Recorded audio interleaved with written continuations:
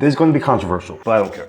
In my opinion, and in my experience, it is perfectly reasonable to do a trial of testosterone replacement therapy. Of course, in the absence of any contraindications. This is perfect for the men who have the textbook low T symptoms, low motivation, depressed mood, difficulty getting muscle, excessive fat gain, anxious thoughts, low libido, low energy, not waking up with morning wood, etc. But have lab values that may be technically normal. Because truthfully, when it comes to testosterone, the lab values just aren't that useful. Testosterone levels fluctuate, the range is absolutely ridiculous, going as low as 190 VA, all the way up to 1200. No other lab test has that wide of a range of what is considered normal. Aside from that, the lab isn't perfect. The free testosterone is an estimate based off of calculation. All men have a different concentration of androgen receptors in their bodies. There's just no test that can accurately determine, yes, you have low testosterone.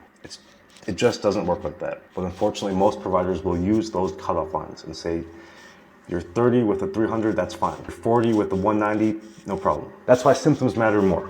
If you have low testosterone symptoms, but your labs are technically normal, outside of contraindications, I think it's reasonable to trial, usually around 3 to 6 months, testosterone replacement therapy, see if it fixes the problem. They feel 100% better at the end of the 3 months, regardless of what their baseline labs were. The testosterone is probably the problem, let's keep them on therapy. If they feel the same, they still have all the symptoms, then we take them off therapy, and we see what else is going on.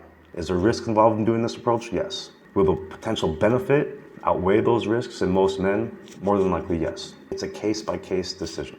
So if you have low testosterone symptoms, but you've been turned away because your provider said that you were technically within the normal limit, whatever normal means, get a second opinion, send me a DM if you want me to look over your labs. Consultations are complimentary for men in Florida.